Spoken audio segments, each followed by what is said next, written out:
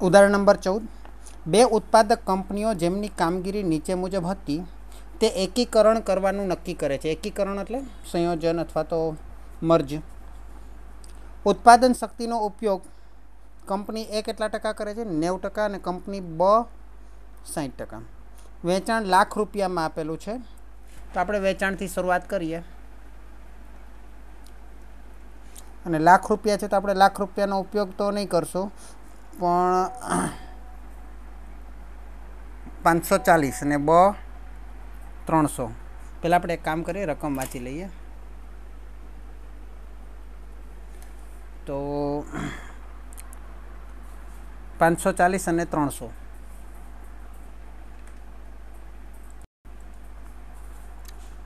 એટલે 540 લાખ અને 300 લાખ.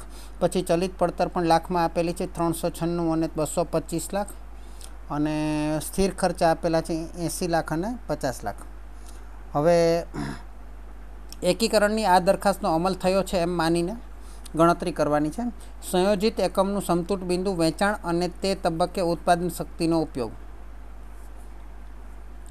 હવે એક તો સંયોજિત એકમનું સમતૂર બિંદુ એ વેચાણ શોધવાનું છે અને તે તબક્કે ઉત્પાદન શક્તિનો કેટલો ઉપયોગ કરે છે તે જોવાનું છે.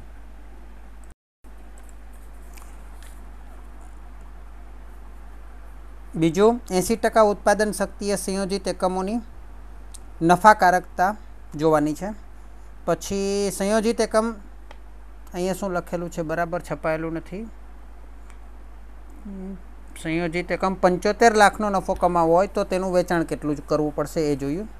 અને જો સંયોજિત એકમ 75 લાખનો નફો કમાઈ શકે એટલી સપાટીએ કામ કરતું હોય તો સ્થિર ખર્ચમાં 5% વધારો થાય ત્યારે વેચાણ કિંમતમાં કેટલા ટકા વધારો કરવો જોઈએ એ શોધવાનું છે. કોસ્ટિંગ ઇન્ટર્સ ડિસેમ્બર 1987માં, એટલે સીએ ઇન્ટરમાં અથવા તો સીએમએમાં, દક્ષિણ ગુજરાત યુનિવર્સિટી એમકોમમાં 2004માં પૂછાયેલો છે સવાલ. કંઈ વાંધો નહીં. હવે પહેલાં તો આપણને ઉત્પાદન શક્તિનો ઉપયોગ જે બતાવ્યો છે ને 90%, અને વેચાણ છે તે ઉત્પાદન શક્તિના ઉપયોગ પ્રમાણે આપેલું છે ને આપણે 100% ઉત્પાદન શક્તિએ બધું શોધવાનું છે. બધું કયા પ્રમાણે શોધવાનું છે? 100% ઉત્પાદન શક્તિ. એટલે પહેલાં 100% ઉત્પાદન શક્તિ માટે જ આપણે ગણતરી કરવાની, તો જ આપણને સાચી માહિતી મળે. 100% ઉત્પાદન શક્તિ બરાબર છે.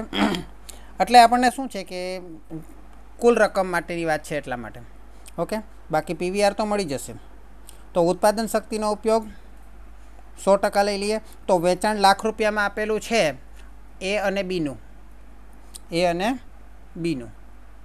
વેચાણ લાખ રૂપિયામાં આપેલું છે એટલે બધું આપણે લાખ રૂપિયામાં જ ગણશું. એટલે બધાને આપણે લાખ પાછળ મીંડા નહીં કરશું.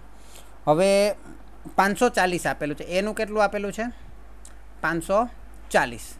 હવે એનું 540 ખરું, પણ એ કેટલા ટકા ઉત્પાદન શક્તિ આપેલું છે? એ કેટલા ટકા ઉત્પાદન શક્તિ આપેલું છે? 540 છે તે 90%. 90% ઉત્પાદન શક્તિ એ 540, તો 100% ઉત્પાદન શક્તિ એ કેટલું? 90% ઉત્પાદન શક્તિ એ 540, તો 100% ઉત્પાદન શક્તિ એ કેટલું?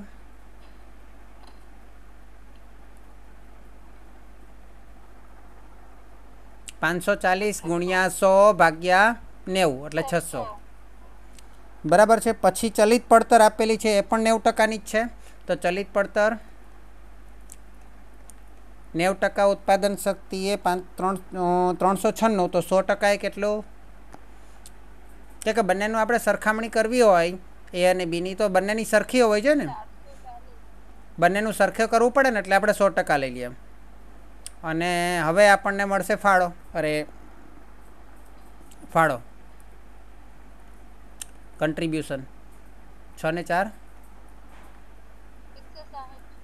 હે ફાળો, અચ્છા ફાળો બરાબર, મારી ભૂલ છે. ફાળો 160. ઓકે, એ જ રીતે હજી સ્થિરમાં તો કોઈ ફરક નહીં પડે ઉત્પાદન શક્તિ સાથે. 80 લાખ એટલે બાદ કરો એટલે નફો કેટલો આવશે આમાં? 80.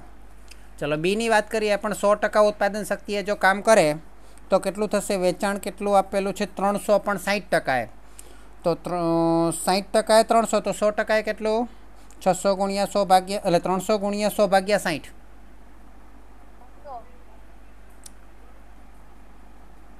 500. ઓકે, ત્યાર પછી ચલિત પડતરમાં 225 છે. 60 એ 225 તો 100 એ કેટલા? 375. બાદ બાકી કરીએ તો આ બાદ કરવાનું છે, આ બાદ કરવાનું છે. 125 કદાચ. અને સ્થિર ખર્ચા એના કેટલા છે? 50, એટલે 75. હે ને? હવે બંનેની આપણે સરખામણી કરવાની હતી અથવા બંનેનું સંયોજન કરવાનું હતું, તો આપણે 100% ઉત્પાદન શક્તિ એ બીની આપણે સંયોજન એટલે આપણે એ બી લખી દઈએ. હે ને? એટલે 600 ને 500 કુલ વેચાણ થશે 1100. ચલિત ખર્ચા કેટલા થઈ જશે? 4 5 6 700 815. આ 75 છે કે 815, એટલે બાદ કરતા કેટલા આવશે? 28 ને 5 285.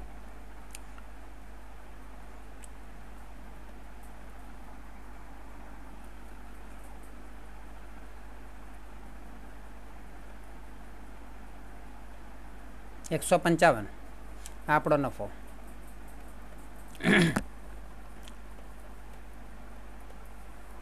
ચલો હવે આપણે નોર્મલ ગણતરી કરી લીધી 100% માટે જો સંયોજિત થાય તો. હવે આપણે દાખલો ગણીએ. સંયોજિત એકમનું સમતૂટ બિંદુએ વેચાણ અને તે તબક્કે ઉત્પાદન શક્તિનો ઉપયોગ. ઓકે, સંયોજિત એકમ અત્યારે જે છે તે 100% ઉત્પાદન શક્તિ ગણાશે. બરાબર છે. હવે આપણે એનું સમતૂટ બિંદુએ વેચાણ શોધવું છે અને આ બધું રૂપિયામાં આપેલું છે, એકમોમાં નથી, એટલે પીવીઆર શોધવો પડશે. તો સંયોજિત એકમ માટે પીવીઆર ના શોધવું હોય તો પછી અહીંયા આપણે 0 લઈ લેવાનો નફો, 130 આપણે ફાળો લઈ લેવાનો. હવે 1100 એ 200 એટલે 285 એ 1100નું વેચાણ, તો 130 એ કેટલું એમ ગણશો તો પણ તમને મળી જશે. હે ને? જો તમારે એવું પીવીઆર ના શોધવું હોય તો દેશી પદ્ધતિ મુજબ જોઈએ. સ્ક્રીન દેખાય છે ને બધાને? આ 100% છે, બરાબર ને? તો આમ પણ કરી શકે. 285 એ 100 તો 130 એ કેટલા? કરો જે કેટલા આવે છે? 130 ગુણ્યા 100 ભાગ્યા 285. 130 ગુણ્યા 100 ભાગ્યા 285 કેટલા આવે છે? કહો મને.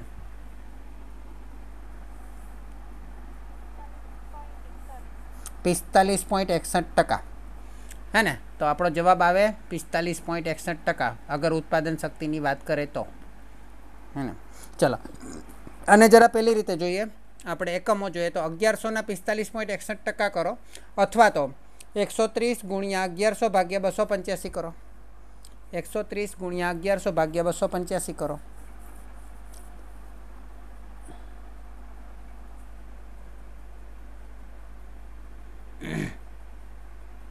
130 ગુણ્યા 1100 ભાગ્યા 285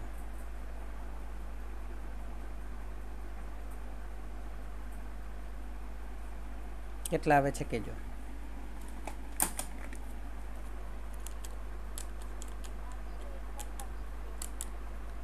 ગુણ્યા 1100 ભાગ્યા 285 તો 501.75 501.75 એટલે 501.75 લાખ. આમ જોવા જઈએ તો 501.75 લાખ આટલા રૂપિયાનું સમતૂટ બિંદુએ વેચાણ કરવું પડે. આ દેશી પદ્ધતિ છે, બરાબર ને? હવે આપણે સંયોજિત એકમ માટે દાખસૂત્રની રીતે કરીએ તો કે સંયોજિત એકમ નો પીવીઆર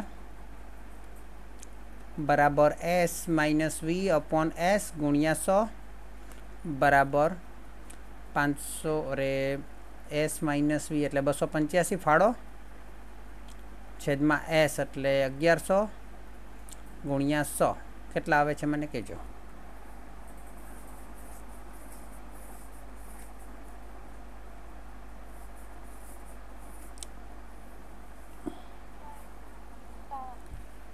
$25.51 આવે છે.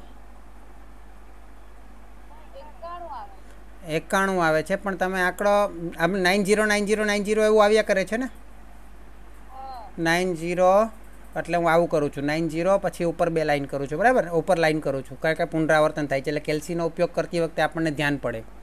ક્લિયર ને? ચલો પીવીઆર મળી ગયો. હવે આપણે બીઈપી શોધવાનું છે.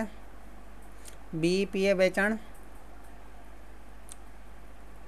વેચાણ બરાબર એફના છેદમાં પીવીઆર. ચલો એફ કેટલું છે 130 છેદમાં પીવીઆર એટલે કેટલા કરશો તમે કેલ્સીમાં 25.909090 કન્ટિન્યુ લેતા જજો છેલ્લે સુધી.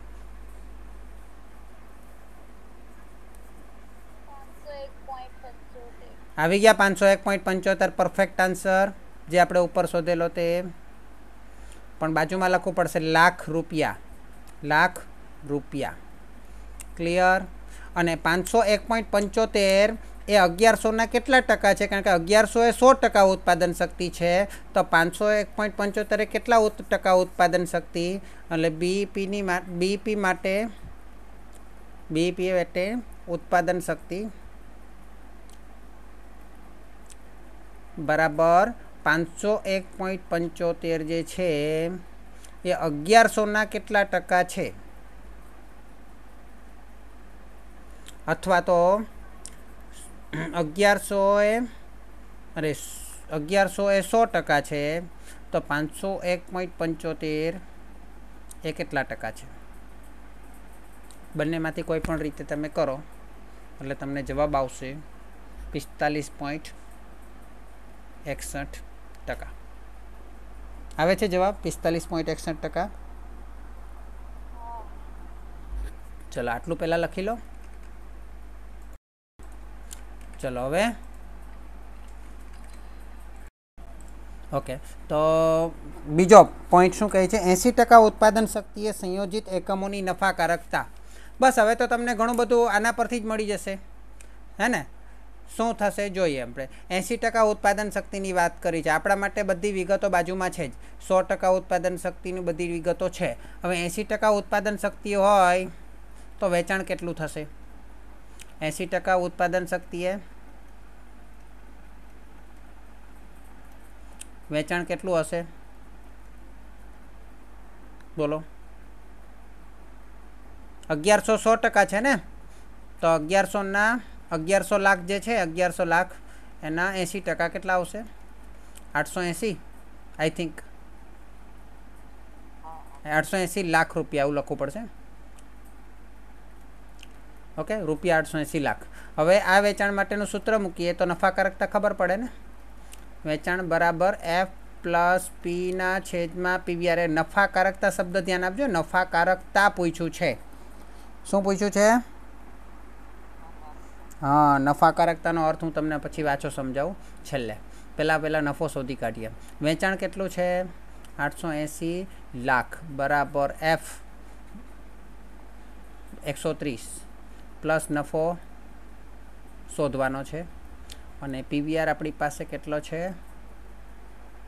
પીવીઆર કેટલો હતો?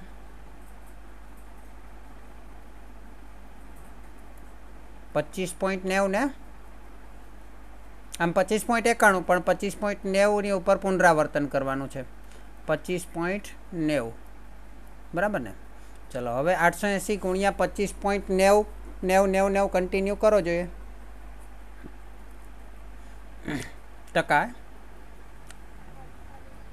290 કન્ટિન્યુ જવા દીધું ને?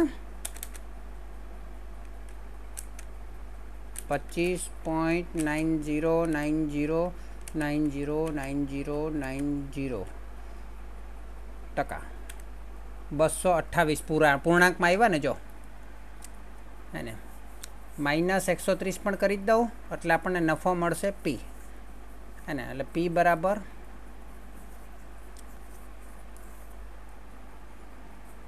98 લાખ રૂપિયા.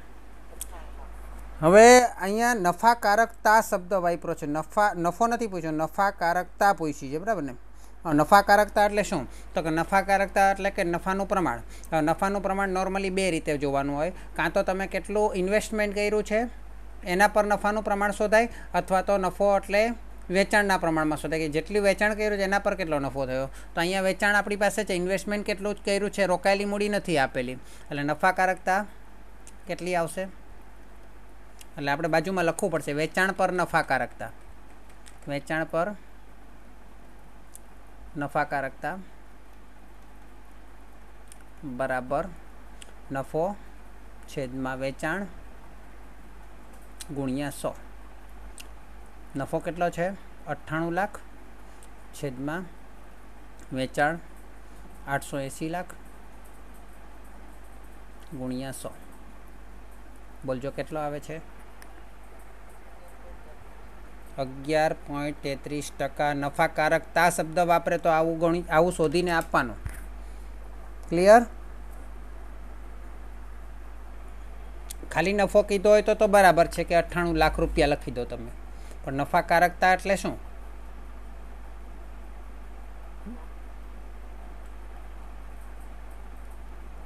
ચલો પછી આગળ જઈએ. 11.14 આવે છે. 98 લાખ ભાગ્યા આ ક્યાંથી આવી ગયું?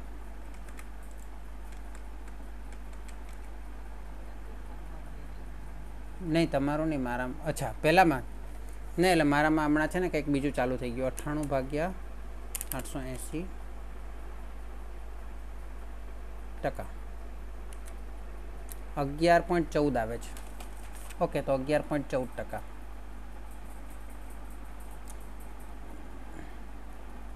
98 ભાગ્યા 880 લાખ, 98 લાખ ભાગ્યા. ઓકે, ચલો ત્રીજો પોઈન્ટ શું કહે છે? સંયોજિત એકમ 75 લાખનો નફો કમાવો હોય તો તેનું વેચાણ. બસ આ તો બધું આવડે જ છે તમને. હવે મેઇન વસ્તુ સંયોજન કરવાનું તો એ જ હતું અઘરું. 75 લાખનો નફો કરવાનો છે એટલે વેચાણનું સૂત્ર મૂકી દઈએ.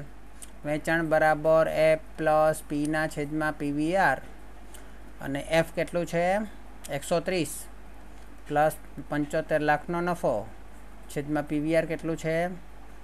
25.909090.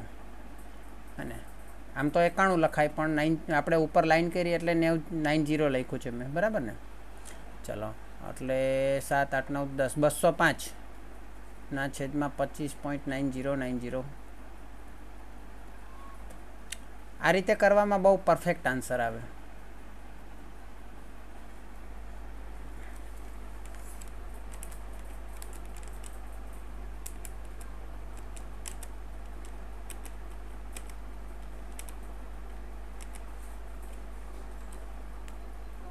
.91 આપણે શું કરીએ છીએ? ટકા લાવવાના ને. પીવીઆર ટકામાં છે એટલે 791. પીવીઆર ટકામાં છે ને, એટલે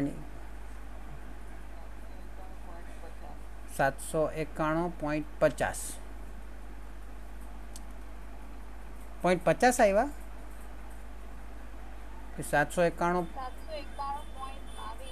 791.23 લાખ હે ને? બસ 228 છે. જો 791.2280 એવું છે, એટલે 23 આવું કરી દઉં છું. 791.23 લાખ રૂપિયા. રૂપિયા બી લખવું પડશે ને, કારણ કે એકમમાં જ જવાબ આવી શકે આની અંદર. ચલો, ત્યાર પછી છેલ્લો સવાલમાં શું કહે છે? એમાં બી 75 લાખનો નફો જ છે. જો સંયોજિત એકમ 75 લાખનો નફો કમાઈ શકે એટલી સપાટીએ કામ કરતું હોય, એટલે સપાટી એટલી જ. હવે આની સપાટી શોધી કાઢીએ 7, હે ને? તો સપાટી કેટલી થાય?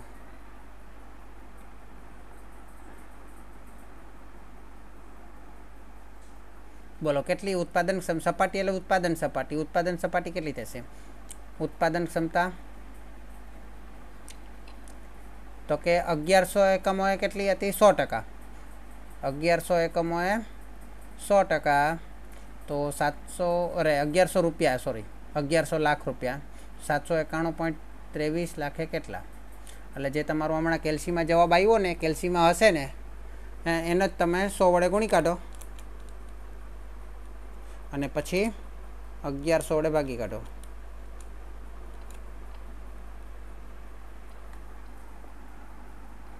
કેટલા ટકા આવે છે? 71.93%. અને આ ઉત્પાદન ક્ષમતાની વાત કરવાની છે. હે ને? હવે આ ઉત્પાદન ક્ષમતા માટે શું કહી છે? સ્થિર ખર્ચમાં 5% વધારો થાય ત્યારે વેચાણ કિંમતમાં કેટલા ટકા વધારો કરવો જોઈએ? વેચાણ કિંમત તો છે નહીં આપણી પાસે, છે? ચલો, હવે સ્થિર ખર્ચમાં વધારો કરવો છે તો વેચાણ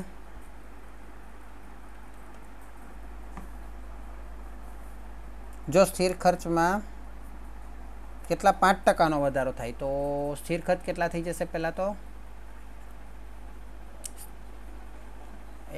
એફ બરાબર કેટલા હતા? 130 હતા ને, પ્લસ 5% બરાબર 136.5 બરાબર 13×5 = 65. હવે વેચાણ બરાબર એફ પ્લસ પીના છેદમાં પીવીઆર. હવે સ્થિર ખર્ચ તો 136.5 થઈ ગયો. હવે નફો આપણને કેટલો આપેલો હતો? 75 લાખનો જ લેવાનો છે. આપણે કંઈ નફામાં ફેરફાર કરવાનો નથી. નફામાં ફેરફાર નથી કીધો ને. ચલો, તો પીવીઆર કેટલું છે? 25.90%.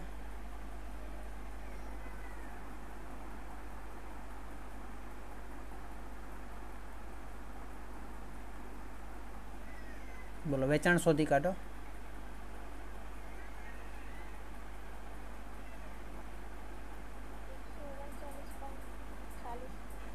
139.40 લાખ. હે ને? લાખ આવશે ને. હવે મને એમ કહો છો કે આ વેચાણ ઉત્પાદન ક્ષમતા તો 1.93%ની જ રાખવાની છે. એનો અર્થ શું થયો? ઉત્પાદન ક્ષમતા 71.93%ની જ રાખવાની છે તો વેચાણ કેમ મેં વધારી દીધું? પહેલામાં તો 791. શેમાં? એક okay okay okay okay okay એમાં જરા ભૂલ હશે. મેં તો ચલો, કેટલો આવે? 800.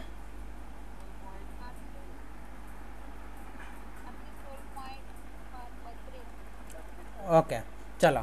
હવે મને એમ કહો કે પહેલું વેચાણ કેટલું આપણને મળેલું? 75. આપણે 71.93%ની ઉત્પાદન ક્ષમતાએ વેચાણ કેટલું મળેલું? નહીં, વેચાણ પહેલાં આ જો આ દેખાય છે તમને ત્રીજા પોઈન્ટમાં 791.23 લાખ રૂપિયા વેચાણ હતું, જે 71.93ની ઉત્પાદન ક્ષમતા હતી. હવે ઉત્પાદન ક્ષમતા તો એટલી જ રાખવાની છે ને વેચાણ વધી ગયું, એવું કઈ રીતે બની શકે? ઉત્પાદન ક્ષમતા એટલી જ રાખવાની અને વેચાણ વધી ગયું, એવું કઈ રીતે બની શકે? પણ ઉત્પાદન ક્ષમતાનો અર્થ શું થાય?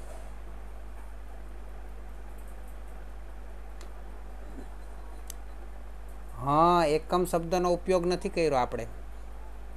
એને એકમ વધાર્યા નથી. ઉત્પાદન ક્ષમતા 71.93% જ છે, એટલે એકમો તો એટલા જ છે. તો કુલ વેચાણ કેમ વધી ગયું? તો કે રૂપિયા વધ્યા હશે ને. રૂપિયા વધ્યા હશે, હે ને? તો રૂપિયા વધ્યા હશે. ચલો, હવે આપણે જોઈએ કે 791.23 લાખ, એટલે જો 791.23 લાખ જ્યારે હતા ત્યારે એની ઉત્પાદન ક્ષમતા કેટલી હતી? 71.3.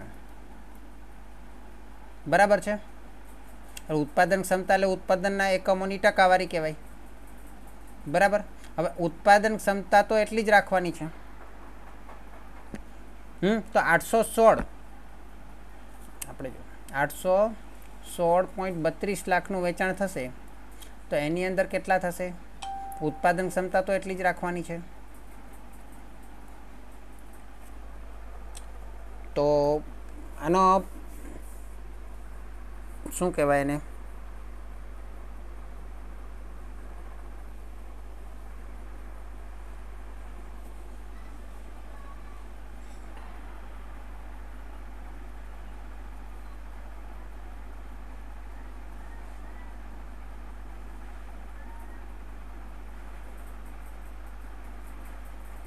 આપણને પ્રશ્ન શું પૂછ્યો છે? વેચાણ કિંમતમાં કેટલા ટકા વધારો કરવો જોઈએ? તો અહીંયા વેચાણ કિંમતનું પ્રમાણ કેટલું? માનો કે એકમ નથી, ભલે કિંમત છે, પણ આ રેશિયો જે છે, આ રેશિયો અને આ રેશિયો, એમાં કેટલા ટકાનો વધારો થાય? તો વધારામાં સિમ્પલ જ છે. તો ટકા શોધવાના છે, એટલે જૂનું માઇનસ નવું માઇનસ જૂનું છેદમાં જૂનું ગુણ્યા 100, અથવા તો 816 કે 791.23 હતા ને વધારો કેટલો થયો? વધારો આપણે ગણી કાઢીએ અલગથી. વધારો કેટલો થયો? તો 816.32 માઇનસ 791.23 કેટલો થાય?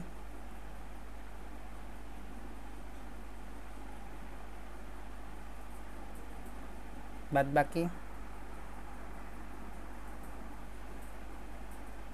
2 9 0 5 2 25.09 લાખનો વધારો થયો વેચાણમાં. અને સ્થિર ખર્ચ વધ્યા તો વેચાણ બી એટલું વધ્યું. અને પણ વેચાણ કુલ વધ્યું છે, વેચાણના એકમો નથી વધ્યા. અને કારણ કે ઉત્પાદન ક્ષમતા વેચાણના એકમો બતાવે છે, કુલ રકમ નથી બતાવતી. ઉત્પાદન ક્ષમતા વેચાણના એકમો બતાવે છે. તો હવે મને કહો છો કે કેટલો વધારો થયો, એટલે વધારાની ટકાવારી કેટલી? તો કે જે પહેલાં હતી 791.23 હે ને, એ આપણે 100% ધારી લઈએ. તો 25.09નો વધારો થયો, એમાં કેટલા ટકા થયા? એટલે શું થશે? 100 ગુણ્યા 25.09 ભાગ્યા 791.23.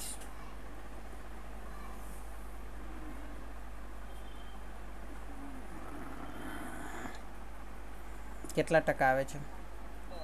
3.17%. 17% હા નો વેચાણ કિંમતમાં વધારો થયો. વેચાણ કિંમતમાં, હે ને? કારણ કે એકમોને લીધે વધારો નથી થયો, કિંમતને લીધે વધારો. વધારો બે રીતે થઈ શકે. કિંમત એટલી ને એટલી રાખો ને એકમો વધે તો પણ વેચાણમાં વધારો થાય.